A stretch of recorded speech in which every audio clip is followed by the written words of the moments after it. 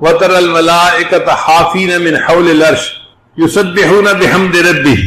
تو فرشتے بھی ننگے پاؤں اللہ کے گھر کا طواف کرتے ہیں، بیت المعمور کا، اور طواف کرنے کے دوران وہ بھی یہی پڑھ لیتے ہیں وَقِيلَ الْحَمْدُ لِلَّهِ رَبِّ الْعَالَمِينَ. تو دیکھیں اللہ تعالیٰ کی حمد بیان کرنا کتنا ضروری ہے. پھر اس کے بعد ہم کہتے ہیں الرحمن الرحیم، اے اللہ آپ رحمان بھی ہیں اور رحیم بھی ہیں. تو ذہن میں سوال پیدا ہوتا ہے کہ رحمت سے بنے ہوئے یہ دو لفظ کیوں لے گئے؟ ایک کافی تھا. علماء نے جواب دیا کہ یہ دو الگ الگ صفتیں ہوتی ہیں. ایک صفت ہوتی ہے آدمی کا امیر ہونا اور دوسری صفت ہوتی ہے آدمی کا سخی ہونا. کئی دفعہ آدمی امیر تو ہوتا ہے، کنجوس مکھی چوس ہوتا ہے، خرچ کرنے کی توفیق نہیں ہوتی، تو امیری کس فائدے کی. اور کئی دفعہ بندہ سخی تو بڑا ہوتا ہے، پلے کچھ نہیں ہوتا، تو تمہاری سخاوت کس فائدے کی. مزہ تب آتا ہے کہ جب امیر بھی بہت ہو اور سخی بھی بہت ہو. تو اللہ نے رحمت کے دو نام استعمال فرمائے، الرحمن الرحیم، کہ اللہ وہ ذات ہے جو رحمان بھی ہے اور رحیم بھی ہے. رحمان کا مطلب اللہ وہ ذات ہے جس کی رحمت اپنے اور پرائے ہر ایک پہ خرچ ہو رہی ہے. دنیا میں ایمان والوں کو نعمتیں کون دیتا ہے اور کافروں کو نعمتیں کون دیتا ہے؟ اولاد کون دیتا ہے؟ صحت کون دیتا ہے؟ رزق کون دیتا ہے؟ تو اللہ کی جو نعمت ہے، رحمت ہے، وہ صرف وفاداروں پہ نہیں، وہ غداروں کو بھی دنیا میں ملتی ہے. تو وہ اتنا رحمتیں برسانے والی ذات ہے، اپنے پرائے اور ہر کسی پر دنیا میں اس کی رحمت برس رہی ہے. کیا کہنے اس کی سخاوت کے. اور الرحیم وہ ذات ہے کہ جس کی خزانے کی رحمتیں بھی بے انتہا ہیں. تو رحمتیں بھی بے انتہا ہیں اور خرچ بھی بے انتہا ہو رہی ہیں. الرحمن الرحیم میں یہ دو باتیں کہی گئی. پھر آگے کہا گیا مالک یوم الدین، قیامت کے دن کے اللہ تعالیٰ مالک ہیں. دیکھیں ایک ہوتا ہے قیامت کے دن کا منصف. اگر منصف تک بات ہوتی تو جج کئی مرتبہ فیور کسی کی کرنا چاہے تو نہیں کر سکتے. کہتے ہیں جی قانون رکاوٹ ہے، ہم آپ کی ہیلپ نہیں کر سکتے، ہم قانون کے آگے مجبور ہیں. مگر جو مالک ہوتے ہیں اس کو کوئی مجبوری نہیں ہوتی. تو اللہ آپ قیامت کے دن کے صرف منصف ہی نہیں، آپ تو قیامت کے دن کے مالک بھی ہیں. جس کو چاہیں گے بغیر کسی علت اور وجہ کے اپنی رحمت سے معاف فرما دیں گے، بلکہ اس کے گناہوں کو آپ نیکیوں میں تبدیل فرما دیں گے. آپ کو کوئی پوچھنے والا نہیں. جب یہ باتیں کر لی تو اس کے بعد ایاک نعبد و ایاک نستعین، اللہ ہم آپ کی ہی عبادت کرتے ہیں اور آپ ہی سے مدد مانگتے ہیں. یہ جو ہے نا آپ کی ہی عبادت کرنے، یہ بڑا ضروری. اللہ شرک کو پسند نہیں کرتے. چنانچہ کوئی بندہ یہ نہیں کہہ سکتا اللہ آپ کی بھی عبادت کرتے ہیں اور آپ سے بھی مدد چاہتے ہیں. اللہ فرماتے نہیں، مجھے یہ نکتہ گوارا نہیں ہے. اچھا ایک بات سنیے، اگر کسی آدمی کو اس کی بیوی یوں کہے میں آپ کی بھی بیوی ہوں، تو کیا خاوند اس کو برداشت کر لے گا؟ وہ کہے گا نہیں. تم یوں کہو میں آپ ہی کی بیوی ہوں، یہ نکتہ مجھے برداشت نہیں ہے. ایک انسان ہے، اس کی غیرت اس شرک کو برداشت نہیں کرتی، تو اللہ تعالیٰ ہیں، وہ بھی اس غیرت کی وجہ سے شرک کو برداشت نہیں کرتے. فرماتے ہیں میں ہر گناہ کو معاف کر دوں گا، شرک کے گناہ کو کبھی معاف نہیں کروں گا. اس لیے فرمایا اے اللہ ہم آپ کی ہی عبادت کرتے ہیں اور آپ ہی سے مدد مانگتے ہیں. کون سی مدد مانگتے ہیں؟ اہدنا الصراط المستقیم، اللہ ہمیں سیدھے راستے کی رہنمائی کر دیجیے، کیونکہ دنیا میں ہمیں سیدھے راستے کی رہنمائی کی ہر وقت ضرورت ہے. تو آپ دیکھیے کہ سورہ فاتحہ میں کتنے خوبصورت مضامین کو اکٹھا کر دیا گیا. ان کو پڑھتے ہوئے بھی انسان حیران ہو رہا ہے کہ میں اللہ سے کیسی ہم کلامی کر رہا ہوں، اور اللہ سے یہ روز کا معمول بنا. ایک دفعہ گناہ کیا، 2 دفعہ کیا، 1000 دفعہ کیا، 1,00,000 دفعہ کیا، جتنا مرضی کیا، بس یہ معمول شروع کر دیں کہ روزانہ گناہ کریں، فرق نہیں پڑتا، صرف 2 رکعت توبہ پڑھ کے اللہ سے دعا مانگنے کی نیت کر لیں، اور یہ روز پڑھیں، نیت رکھیں کہ میں نے گناہ چھوڑنا ہے. آپ اس کی برکت دیکھنا، چند دنوں کے اندر اللہ تعالیٰ دل کے اندر اس گناہ سے نفرت کر دیں گے اور اس گناہ کے ماحول سے آپ کو اپنی رحمت کے ساتھ اللہ نکال دیں گے. جو لوگ کہتے تھے نا کہ ہم قسم کھا سکتے تھے کہ ہم اس گناہ کو نہیں چھوڑیں گے، اللہ نے 2 رکعت اس معمول کو بنانے پر اس گناہ سے بھی جان چھڑوا دی. حتیٰ کہ یورپ کے ماحول میں بعض شرابی کہنے لگے جی ہم چھوڑنا چاہتے ہیں لیکن یہ زندگی کا اب حصہ بن گئی ہے, ہم چھوڑ نہیں سکتے. ہم نے کہا 2 رکعت نفل پڑھنا شروع کر دو. ڈائریکٹ اس کو کہنا کہ چھوڑ دو یہ اس کے لیے بوجھ ہوتا ہے. آپ اس کو کوئی ڈویبل چیز بتائیں جو وہ کر سکتا. ہم نے کہا بھئی ہم تو آپ کو یہ کہہ رہے ہیں کہ 2 رکعت نفل روزانہ باقاعدگی سے پڑھو, توبہ کی نیت سے پڑھو اور روز دعا مانگو, بس اتنا کام کر لو. اس نے کہا یہ تو میں ساتھ کر لوں گا. اب شراب بھی پی رہا ہے, توبہ کے نفل بھی پڑھ رہا ہے, شراب بھی پی رہا ہے, توبہ کے نفل بھی پڑھ رہا ہے. مگر یہ چیز زیادہ وقت چل نہ سکی. کچھ ہی عرصے کے بعد اللہ نے بالآخر اس کو توبہ کی توفیق عطا فرما دی. ہمارے پاس کئی نوجوان آئے, حضرت ایک لڑکی کے ساتھ ایسا تعلق بن گیا ہے کہ میں اس کے بغیر نہیں رہ سکتا, اور شرعی تعلق بھی نہیں, غلط تعلق ہے. بھائی نفل پڑھو. حضرت نے نفل تو پڑھوں گا, تعلق نہیں چھوٹتا. ہم نے کہا بھائی ہم نے تعلق چھوڑنے والی تو بات ہی نہیں کی.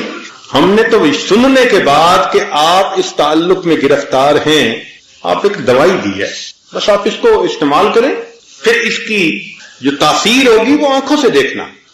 الحمدللہ کہ چند ہی دنوں میں یہ 2 رکعت صلاۃ التوبہ جو بندہ پڑھ لیتا ہے, اللہ اس کی برکت سے دل کی دنیا کو بدل کر.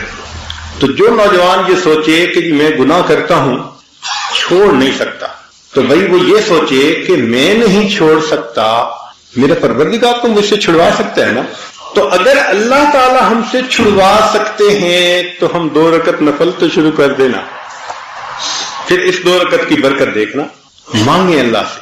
بھلے شروع میں لگے کہ میں دکھاوا کر رہا ہوں, ریاکاری کر رہا ہوں, چھوڑنے کا تو اندر ارادہ نہیں, اور پیر صاحب کو خوش کرنے کے لیے میں نے ہاں کر دیا تھا, بالکل فکر نہ کریں, کرنا شروع کر دیں. نماز نماز ہے. ان الصلاۃ تنہی عن الفحشاء والمنکر, قرآن مجید کی مہر لگی ہوئی ہے اس کے, آپ عمل کر کے تو دیکھیں اس کے. تو اللہ رب العزت بالآخر بندے کے دل میں گناہوں سے نفرت ڈال دیتے ہیں, اور جب اللہ تعالیٰ کی مہربانی ہو جاتی ہے پھر اللہ تعالیٰ گناہوں کو بھی نیکیوں میں تبدیل فرما دیتے ہیں. وہ چشم محبت تو جو آئے محبت ہے, وہ چشم محبت تو جو آئے محبت. جو آئے محبت کا مطلب محبت کی متلاشی. وہ چشم محبت تو جو آئے محبت ہے, کر کے تو کوئی دیکھے یارانہ ذرا ان سے.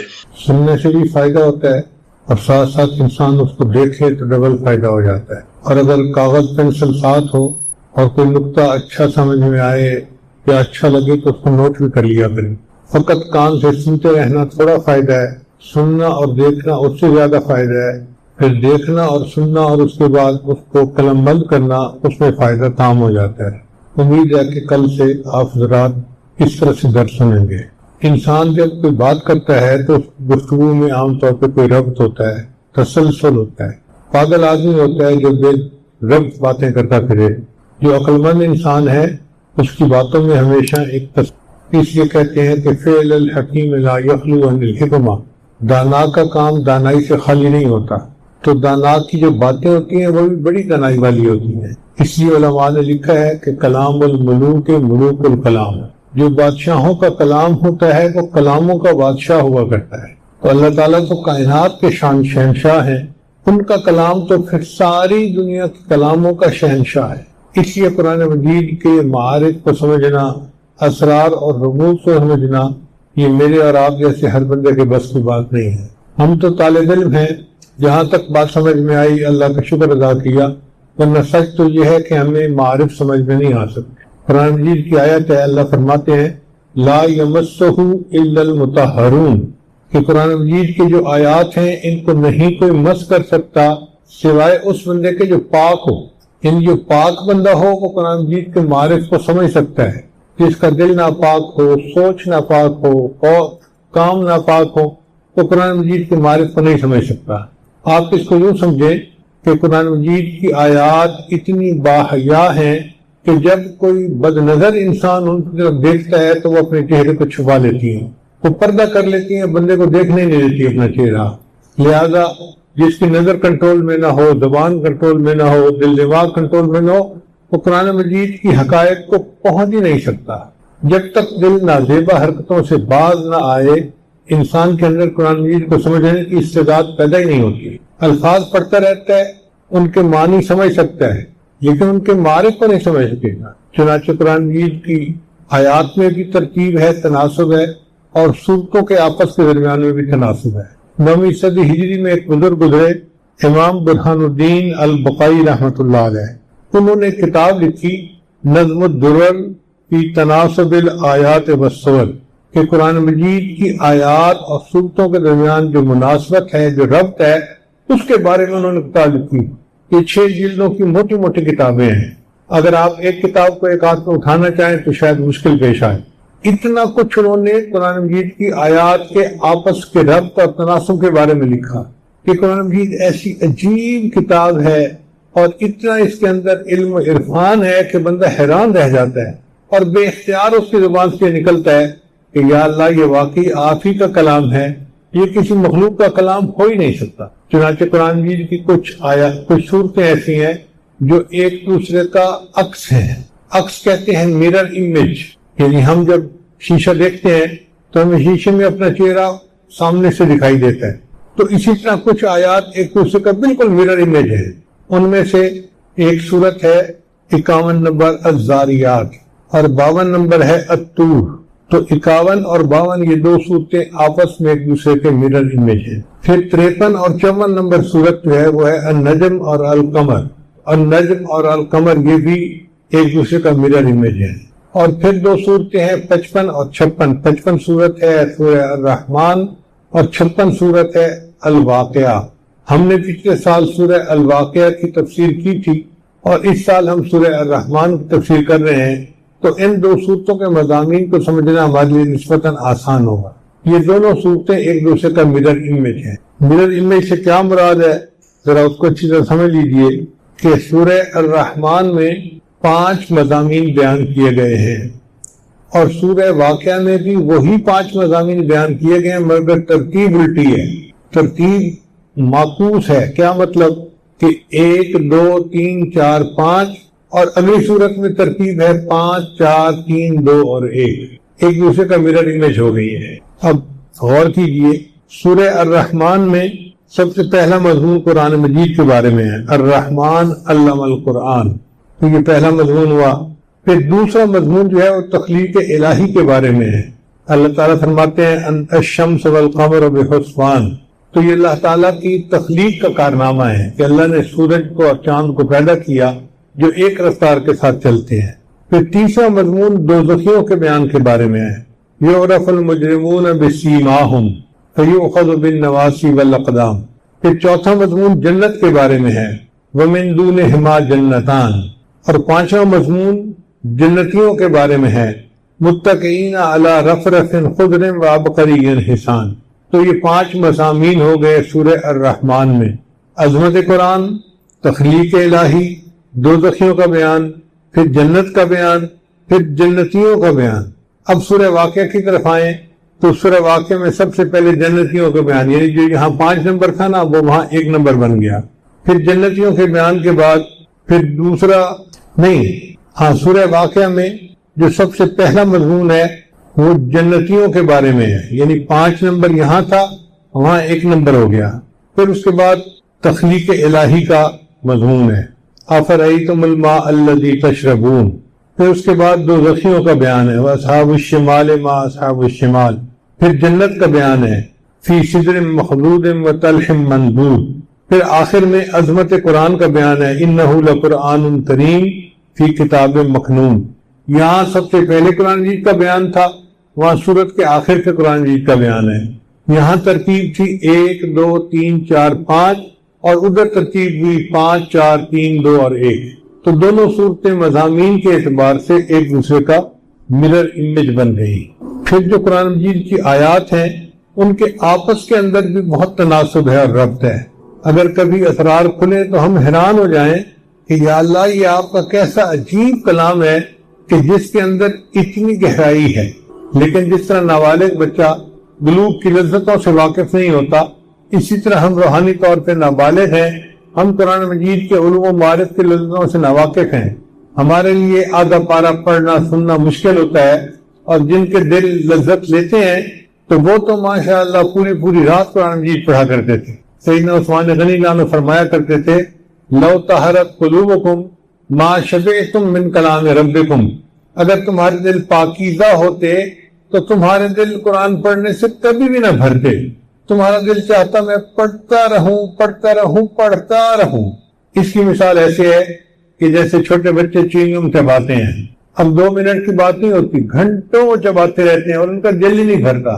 آپ ان کو روکیں کہ منہ ہلانا بند کرو، وہ نہیں ہلائیں گے، وہ منہ نہیں بند کریں گے، کھانا چھوڑ دیں گے، چوئنگم نہیں چھوڑیں گے، ان کو مزہ آتا ہے۔ اسی طرح جن کو قرآن مجید کی آیات کا مزہ آتا ہے، ان کا دل چاہتا ہے کہ ہم قرآن مجید پڑھتے رہیں، سنتے رہیں۔ اس کی مثال یوں سمجھیں کہ جیسے ایک تھکا ہوا بندہ پسینے میں شرابور گرمی کے موسم سے گھر واپس لوٹتا ہے اور بیوی اس کو آئس کریم دیتی ہے، تو اس وقت اس کو آئس کریم کھانے کا مزہ زیادہ آتا ہے، ہر لقمہ کھانے کا مزہ عجیب ہوتا ہے۔ بالکل قرآن مجید کی یہی مثال ہے کہ جب انسان کو پڑھنے بیٹھتا ہے تو ہر آیت کے پڑھنے کا مزہ جدا ہوتا ہے، اور دل یہ چاہتا ہے کہ بس بندہ پڑھتا ہی رہے، دل ہی نہیں بھرتا۔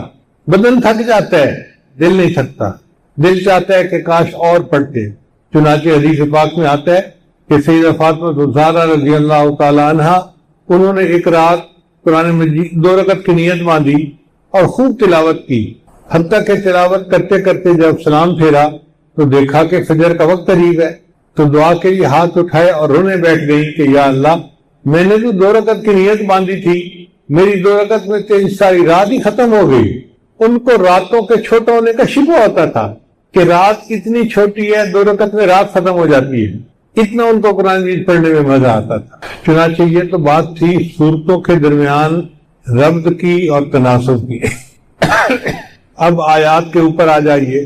قرآن مجید کی جو آیات ہیں ان میں آپس میں بھی ربط ہے، یعنی اگر کوئی سورت شروع ہوتی ہے نا تو اس کی ابتدا کا جو گزری سورت ہے اس کی انتہا کے ساتھ ایک ربط ہوتا ہے، پھر اس کی انتہا کا آنے والی سورت کے ساتھ ایک ربط ہوتا ہے، پھر آیتوں کا آپس میں ربط ہوتا ہے کہ پہلے یہ آیت آئی، پھر یہ آیت آئی، پھر یہ آیت آئی، پھر یہ آیت آئی۔ چنانچہ آپ نے انگوٹھی دیکھی ہوگی، وہ کس طرح بنی ہوتی ہے کہ درمیان میں ایک موٹا اس کا سٹون ہوتا ہے، پریشس سٹون ہوتا ہے، ڈائمنڈ ہوتا ہے، اور دونوں طرف اس کے ڈیزائن بنا ہوتا ہے، ایک طرف ایک سائڈ پہ، دوسری طرف دوسری سائڈ پہ۔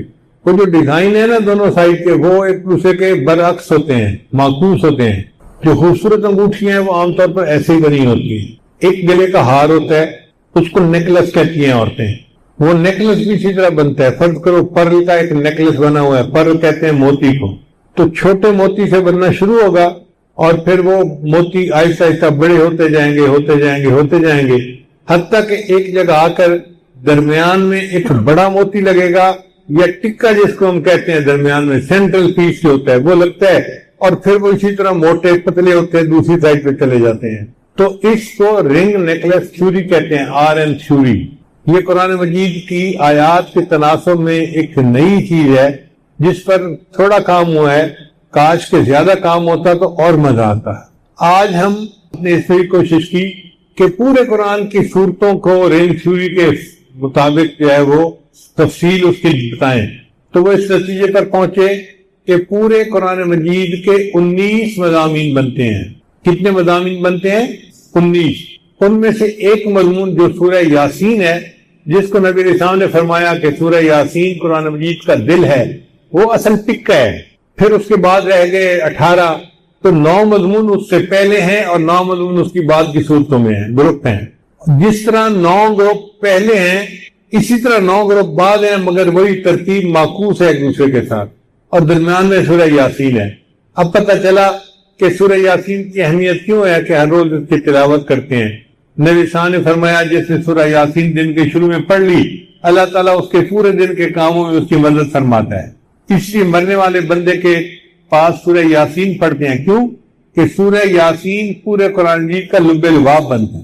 تو پورے قرآن مجید کی آیات بھی ایسے لگتی ہیں جیسے ایک سجا ہوا زیور تھا جس کو اللہ نے ہمارے سامنے رکھ دیا، تو دل خوش ہوتا ہے پڑھ کے اور سمجھ کے کہ یا اللہ آپ بھی بڑے ہیں اور آپ کا کلام بھی بڑا ہے اور آپ نے ہم پر مہربانی کی، ہم طالب علموں کو اپنے کلام کو پڑھنے کی اور سمجھنے کی توفیق عطا فرمائیں۔ آج کے دن تک اتنا ہی مضمون بیان کرنا تھا، امید ہے آپ اس کو یاد کر لیں گے۔ ہم آئندہ اگلی آیات کی تفسیر بھی کرتے رہیں گے اور پچھلے مضمون کی روزانہ دہرائی بھی کرتے رہیں گے۔ آپ لوگوں کی جان نہیں چھوٹنی، بہتر یہ ہے کہ آپ اس کو یاد کر کے آئیں، کل آپس میں ایک دوسرے کے ساتھ اس کا تکرار بھی کریں، اور جب کل آئیں تو پچھلا مضمون پورا ازبر ہو۔ اگر کوئی نقطہ سمجھ میں نہ آئے تو شیخ العزیز صاحب موجود ہیں، ان سے پوچھ لیں، اور اگر مزید سمجھ میں نہ آئے تو میں بھی قریب ہی ہوں، کوئی بندہ میرے پاس بھی آ کے پوچھ سکتا ہے۔ ہم انشاءاللہ ایک ایک مسئلے کو کلیئر کریں گے حتیٰ کہ یہ مضمون آپ کے ذہن میں بیٹھ جائے گا۔ اتنی بڑی سورہ بقرہ آپ 5 منٹ میں اس کا لب لباب بیان کر لیں گے۔ اور جی سورہ بقرہ کے اندر تو 9 مضامین ہیں، پہلا یہ ہے، دوسرا یہ ہے، تیسرا یہ ہے، چوتھا یہ ہے، اور 5واں اصل یہ ہے، اور پھر اس کے بعد باقی جو ہیں وہ انہی سے ملتے جلتے ہیں۔ کتنی عجیب بات ہے کہ سورہ بقرہ کے مضامین کو آپ 5 منٹ کے اندر دہرا لیں۔ اللہ تعالیٰ میں قرآن مجید کو پڑھنے اور سمجھنے کی توفیق عطا فرمائے۔ وآخر دعوانا ان الحمد للہ رب العالمین۔ فرماتے ہیں کہ میں اکیلا تھا اور تھک گیا تھا، تو میں نے ایک خچر والے کو کہا کہ مجھے میری منزل تک پہنچا دو۔ اس نے کہا میں اتنا کرایہ لوں گا، آپ میرے خچر پہ بیٹھ جاؤ۔ میں بیٹھ گیا، مجھے راستے کا پتہ نہیں تھا، وہ مجھے راستے سے لے جاتا ایک ایسی جگہ لے کر پہنچا کہ جہاں بہت سارے انسانوں کی لاشیں، ان کی ہڈیاں پڑی ہوئی تھی، کھوپڑیاں پڑی ہوئی تھی۔ تو میں حیران ہو گیا۔ اس وقت اس نے خنجر نکالا اور کہا کہ دیکھ تم جو ہے نا وہ جو کچھ ہے مجھے دے دو، میں ڈاکو ہوں اور میں اس طریقے سے لوگوں کو لوٹا کرتا ہوں۔ انہوں نے کہا کہ بھائی تمہیں مال پیسہ چاہیے تو میں دے دیتا ہوں، تم مجھے قتل کیوں کرتے ہو؟ اس نے کہا کہ نہیں، میں تمہارا نام و نشان مٹاؤں گا، میں تمہیں زندہ نہیں رہنے دوں گا۔ تو حضرت زید بن حارثہ نے فرمایا اچھا اگر آپ اپنا کام کرنا ہی چاہتے ہیں تو آپ مجھے 2 رکعت نفل پڑھنے کا موقع دے دیں۔ اس نے کہا تم سے پہلے والے بھی مجھے یہی کہتے تھے کہ 2 رکعت نفل پڑھ دو، نفل پڑھے، میں نے ان کو قتل کر دیا، یہ دیکھو کھوپڑیاں پڑی ہوئی ہیں، کسی کے نفل اس کے کام نہیں آئے۔ یہ کہہ کے اس نے اپنا خنجر سنبھالا کہ حضرت زید لانو پر حملہ کرے۔ جب اس نے خنجر سنبھالا ایک زوردار آواز آئی لا تقتلہ، اس کو قتل مت کرو۔ وہ سہم گیا، گھبرا گیا کہ یہ آواز کہاں سے آئی۔ تھوڑی دیر بعد سنبھلا اور پھر اس نے خنجر مارنے کی نیت کی تو آواز اس سے زیادہ زوردار آئی لا تقتلو۔ وہ اور سہم گیا، گھبرا گیا۔ جب وہ تھوڑا سنبھلنے کی کوشش کر کے تیسری مرتبہ خنجر چلانے لگا، ایک سوار نمودار ہوا، اس نے ایسا نیزہ مارا کہ یہ بندہ مر گیا۔ حضرت زید جانو محفوظ ہو گئے۔ انہوں نے سوار سے پوچھا تو کون ہے؟ اس سوار نے کہا کہ میں ایک فرشتہ ہوں، اور جو بندہ یا ارحم الراحمین کہہ کے اللہ کو پکارتا ہے اللہ مجھے اس کی مدد کے لیے بھیج دیتا ہے۔ جب آپ نے پہلی مرتبہ دعا مانگی یا ارحم الراحمین، میں اس وقت آسمانوں پر تھا، مجھے حکم ہوا جاؤ میرے بندے کی حفاظت کرو۔ جب دوسری مرتبہ یا ارحم الراحمین کہا میں آسمان دنیا تک پہنچ گیا تھا، اس لیے زیادہ زور کے ساتھ اس کو آواز آئی۔ اور جب آپ نے تیسری مرتبہ یا ارحم الراحمین کہہ کر پکارا تو میں یہاں پہنچ گیا اور میں نے اس دشمن کو قتل کر کے تمہاری حفاظت کر دی۔ یوں اللہ تعالیٰ اپنے بندے کی حفاظت فرماتے ہیں جو متقی ہوتے ہیں۔ گورا ہو، کالا ہو، عربی ہو، اجمی ہو، پاکستانی ہو یا کسی اور ملک کا رہنے والا ہو، فرمایا من کانو وحیث کانو، کوئی بھی ہو، کہیں بھی رہنے والا ہو، جو تقوی کو اختیار کرے گا وہ قیامت کے دن میرا مقرب بندہ ہوگا۔ اللہ تعالیٰ ہمیں تقوی کی زندگی عطا فرمائے اور ہمیں نبی علیہ السلام کا قرب خاص عطا فرمائے۔ پھر متقی بندے پر اللہ برکتوں کی بارش نازل فرماتے ہیں۔ سنیے قرآن عظیم شان، اللہ فرماتے ہیں وَلَوْ أَنَّ أَهْلَ الْقُرَىٰ آمَنُوا وَاتَّقَوْا، اگر یہ بستی دیسوں والے ایمان لاتے اور تقوی کو اختیار کرتے، لَفَتَحْنَا عَلَيْهِمْ بَرَكَاتٍ مِّنَ السَّمَاءِ، ہم ان پر آسمان سے برکتوں کے دروازوں کو کھول دیتے۔ اللہ تعالیٰ اپنے خزانوں کے دروازوں کو کھول دیتے ہیں اور متقی بندے کو اتنی برکتیں عطا فرما دیتے ہیں۔ اب سوال پیدا ہوتا ہے کہ یہ تقوی بندے کو ملتا کیسے ہے؟ ہمارے مشائخ نے لکھا کہ 3 اسباب ہیں برکت حاصل ہونے کے۔ پہلی بات کہ انسان روزے رکھتا ہے تو اس کو تقویٰ ملتا ہے. اللہ فرماتے ہیں اے ایمان والو تمہارے اوپر روزوں کو فرض کر دیا گیا جیسے کہ تم سے پہلی امتوں پر فرض کر دیا گیا لعلکم تتقون تاکہ تم متقی بن جاؤ. تو جو بندہ روزے رکھتا ہے اور روزے کی زندگی گزارتا ہے اللہ اس کو تقوی اختیار کرتے ہیں. اور دوسری بات کہ جو سچے لوگوں کی صحبت میں رہتا ہے اللہ اس کو تقوی اختیار کرنے کی توفیق دیتے ہیں. یا ایھا الذین آمنوا اتقوا اللہ وکونوا مع الصادقین، اے ایمان والو تقوی اختیار کرو اور سچوں کی صحبت میں رہو، یہ سچوں کی صحبت تمہیں متقی بنا دے گی. نبی اسلام نے ارشاد فرمایا لکل شیء معدن، ہر چیز کا ایک کان ہوتی ہے، ومعدن تقوی قلوب العارفین، اور تقوی کی کان عارفین کے دل ہوتے ہیں، ان کے دل تقوی سے بھرے ہوئے ہوتے ہیں. جو بندہ ان کی صحبت میں رہتا ہے اس کو بھی وہ تقوی کی نعمت نصیب ہو جاتی ہے. اور تیسرا سبب ہوتا ہے کہ انسان اللہ سے دعا کرے اور تقوی مانگے. نبی اسلام نے دعا سکھائی اللہم انی اسألک الہدی والتقی والعفاف والغنی. چنانچہ متقی بندے کے ساتھ اللہ کی مدد ہوتی ہے.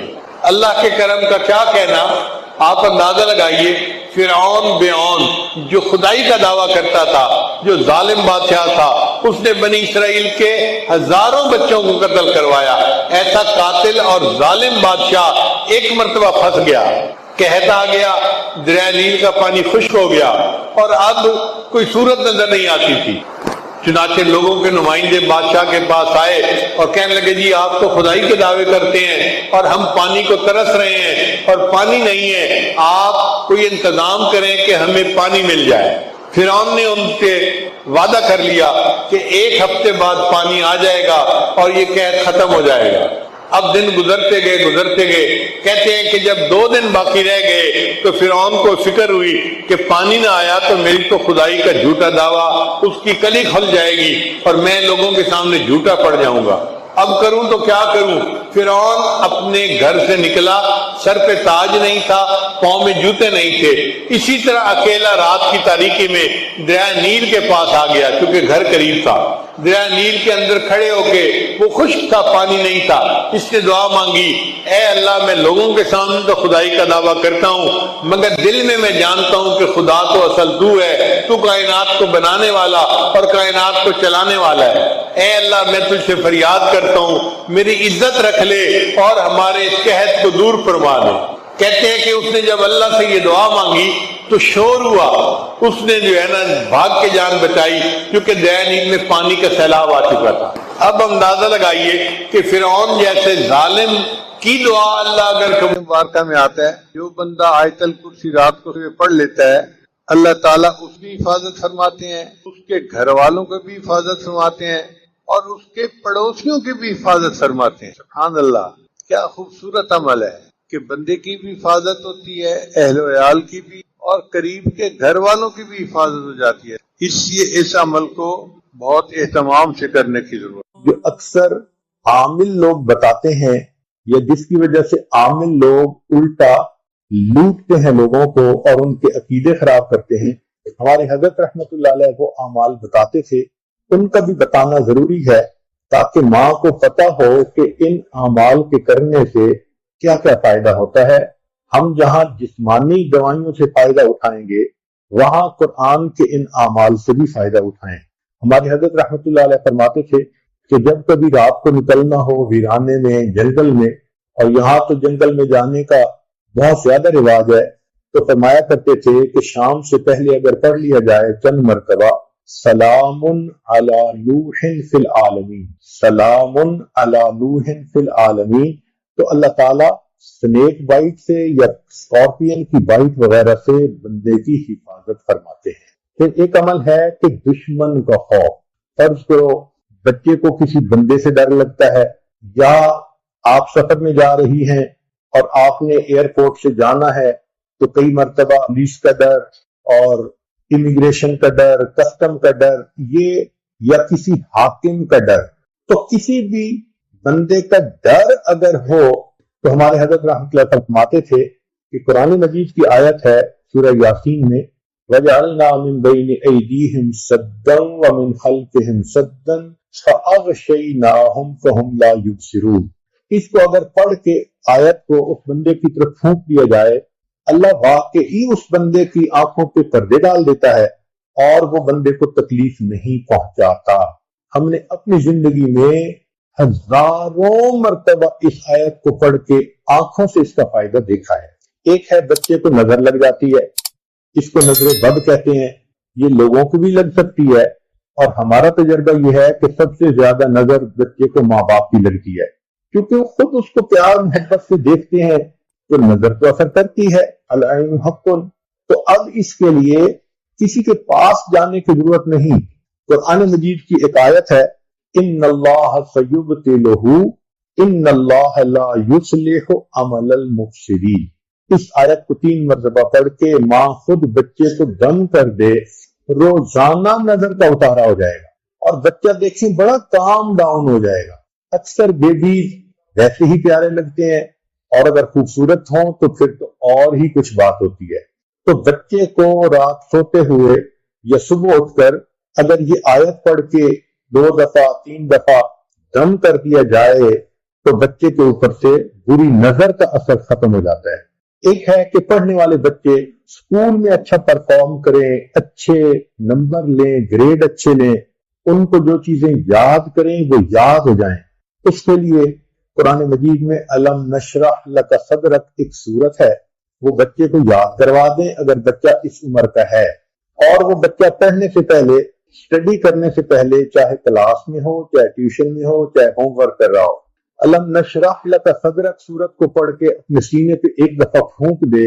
ہم نے دیکھا ہے کہ بچے کی یادداشت میں بہت امیزنگ فرق آ جاتا ہے۔ ہم یہ عمل عام طور پر ان بچیوں کو بتاتے ہیں جو حافظ بن رہے ہوتے ہیں، ان کو میمورائزیشن میں پرابلم ہوتی ہے، تو الحمدللہ سینکڑوں حفاظ پر تجربہ کیا ہم نے، اس آیت کو پڑھنے کا ہمیشہ فائدہ ہوتا ہے۔ اکثر لوگ پریشان ہوتے ہیں بزنس کی وجہ سے، خرچے کی تنگی کی وجہ سے، قرض کی وجہ سے، تو مائیں اس پریشانی میں بچوں پہ توجہ بھی نہیں دے پاتی۔ تو اس کے لیے بھی ایک عمل ساتھ سن لیجئے۔ ہمارے حضرت مرشد عالم رحمۃ اللہ علیہ فرماتے تھے کہ جب بھی نماز پڑھیں، ہر نماز کے بعد اول آخر ایک دفعہ درود شریف اور درمیان میں 7 مرتبہ سورت لإیلاف قریش، پوری سورت 7 دفعہ پڑھیں، چھوٹی سی سورت ہے، اور پھر دعا مانگیں۔ اس عمل کو کرنے سے رزق کی کوئی بھی پریشانی ہو، اللہ اس پریشانی کو دور فرما دیتے ہیں۔ یہ باتیں بچوں کی جسمانی صحت کے بارے میں تھیں جو آج آپ کو گوشت گزار کرنی تھی۔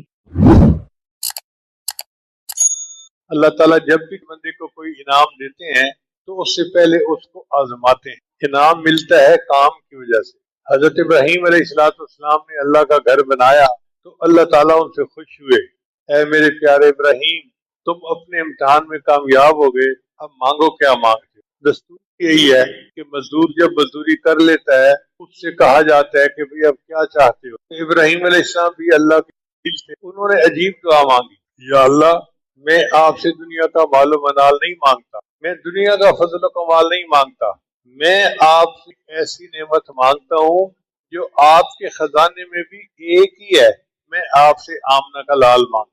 ربنا وابعث فیہم رسولا، اے اللہ میں نے بیت اللہ بنا دیا، عبادت سکھانے والے کو بھیج دی، مدرسہ بنا دیا، علم پڑھانے والے کو بھیج دی۔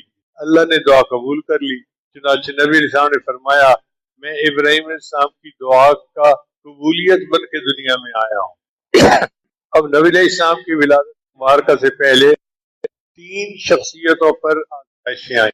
ایک شخصیت تھی عبد المطلب، دادا تھے، اور ان کا نام تھا شیبہ، عربی میں شیبہ بڈھے کو کہتے ہیں۔ شیبہ نام ان کا اس لیے پڑا تھا، جب پیدا ہوئے تو پیدائشی طور پہ ان کے سر کی بالوں کی ایک لٹ سفید تھی، کیونکہ لٹ سفید تھی تو شیبہ کہہ دیا گیا۔ ان کی والدہ کا نام تھا سلمہ، اور وہ مدینہ طیبہ سے قریش میں بیاہ کر آئی ہوئی تھی۔ جب والد فوت ہو گئے اور سلمہ بیوہ ہو گئی تو وہ بچے کو لے کے واپس مکہ چلی گئی۔ اب یہ بچہ غربت کے حالات میں اپنی والدہ کے ساتھ پرورش پانے لگا، مگر اللہ نے اس کو صلاحیتیں دی۔ صورت تھا ایک دفعہ مدینہ طیبہ کے نوجوانوں میں تیر اندازی کا مقابلہ ہو رہا تھا۔ ایک نوجوان ایسا تھا کہ جو تیر چلاتا تو ٹھیک نشانے پہ لگتا، اور وہ بڑے ترنگ میں آ کے کہتا میں قریش کی اولاد ہوں، مجھے سجتی ہے بات کہ میرا تیر ہی نشانے پہ لگے۔ ایک بندہ جو مطلب کا دوست تھا اس نے پوچھا یہ کون ہے؟ مطلب کا بھتیجا ہے، مگر اس وقت بہت ہی فقر و فاقہ کی زندگی گزار ہے اور اس کے خاندان کو اتنی پرواہ نہیں کہ کو لے جائیں اور اس کو وہاں مکہ جا کے پالے۔ اس نے آ کے مطلب کو یہ بات بتائی کہ بھائی آپ کا بھتیجا اس سال میں پرورش پا رہا ہے، آپ کچھ غیرت کرو اور بچے کو لاؤ اور یہاں اس کی تربیت کرو۔ مطلب نے قسم کھا لی میں بچے کو جب تک لے کے نہیں آؤں گا چین پہ نہیں بیٹھوں۔ چنانچہ مطلب جو تھے وہ مدینہ آئے اور اس کی والدہ کو کہا کہ دیکھو بچے کی جدائی ہے تو بڑی چیز، لیکن بچے کی زندگی سنور جائے گی اگر تم ہمیں دے دو گے۔ اس نے اپنے رشتہ داروں سے مشورہ کیا، سب نے یہی کہا کہ قریش بڑے سردار ہیں، یہ بچہ وہاں جائے گا تو صلاحیتیں اجاگر ہوں گی اور یہ کسی کام کا بن جائے گا۔ چنانچہ سلمہ نے اپنے بیٹے کو مطلب کے ساتھ بھیج دیا۔ اب مطلب اپنے بیٹے کو سواری کے پیچھے بٹھا کے مکہ مکرمہ لائے۔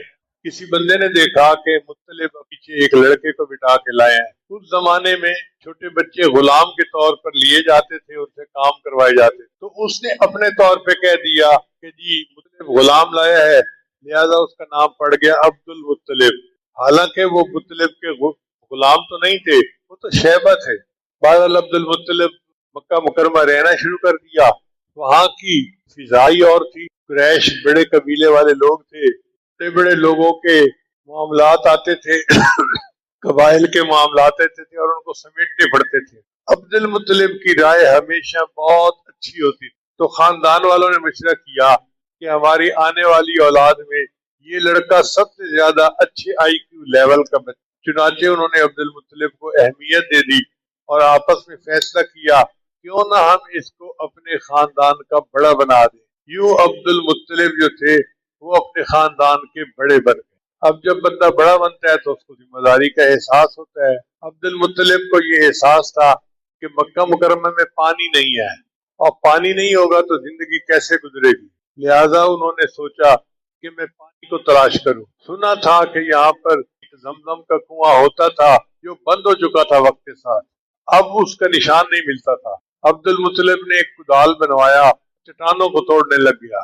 لوگ ہنستے تھے، لوگ ان کا مذاق اڑاتے تھے۔ گرمی کی شدید دھوپ میں وہ اکیلا چٹانوں کو توڑ رہا ہوتا تھا اور زمین کھود رہا ہوتا تھا۔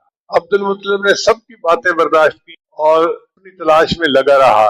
ایک ایسا وقت آیا اس نے یہ منت مان لی کہ اگر مجھے زمزم کا پانی مل گیا تو میں اپنی اولاد میں سے کو اللہ کے نام پہ قربان کروں گا۔ اللہ کی شان دیکھیں، ایک دن عبد المطلب نے زمین کھودی تو وہاں سے زمزم برآمد ہو گیا۔ خوشی کی انتہا نہ رہی۔ اب قریش قبیلے نے فیصلہ کیا چونکہ انہوں نے زمزم کو تلاش کیا ہے اس لیے ان کو مکہ مکرمہ سے بیت اللہ کا والی بھی بنا دینا چاہیے، یعنی خاندان کے بڑے تو پہلے تھے، اب یہ مکہ مکرمہ کے چابی بردار بن جائیں گے، والی بیت اللہ بن جائیں گے۔ یہ بہت بڑا اعزاز تھا اس زمانے میں، کسی کو حاصل ہو سکتا۔ چنانچہ عبد المطلب والی بیت اللہ بن گئے اور اللہ نے انہیں یہ نعمت عطا فرمائی۔ پھر کچھ دنوں کے بعد ان کو خیال آیا کہ میں نے تو منت مانی ہوئی تھی، بات پوری ہو گئی تو مجھے منت پوری کرنی ہے۔ چنانچہ انہوں نے اپنے بیٹوں کے نام قرہ ڈالا، ان کے 12 بیٹے تھے۔ جب قرہ ڈالا تو ان میں ایک بچہ جو سب سے زیادہ خوبصورت تھا اور سب سے زیادہ عقل مند تھا، اس کا نام تھا عبداللہ، اس کا نام نکل آیا۔ عبد المطلب تیار ہو گئے کہ میں نے عبداللہ کو اللہ کے نام پہ قربان کرنا ہے۔ سب لوگوں نے کہا کہ بھائی تم بیٹے کو ذبح نہ کرو بلکہ اس کی بجائے دے دو۔ عبد المطلب نے کہا وہ کیسے؟ ان کہا کہ اونٹوں کے درمیان اور عبداللہ کے درمیان قرہ ڈالو۔ چنانچہ قرہ ڈالا، عبداللہ کو ذبح کریں، اونٹوں کو، نام عبداللہ کا نکلا۔ عبداللہ کو قربان کریں یا 20 اونٹوں کو، نام عبداللہ کا نکلا۔ 100 اونٹ بڑھاتے بڑھاتے 100 اونٹ ہو گئے۔ جب قرہ ڈالا کہ عبداللہ کو قربان کرے یا 100 اونٹوں کو، تو اونٹوں کے نام قرہ نکل آیا۔ چنانچہ عبد المطلب نے 100 اونٹ قربان کیے اور عبداللہ جو تھے ان کو اللہ نے سلامت رکھا۔ تو آزمائش نبی علیہ السلام کے آنے سے پہلے 3 شخصیتوں پر آئی۔ ایک عبد المطلب جو دادا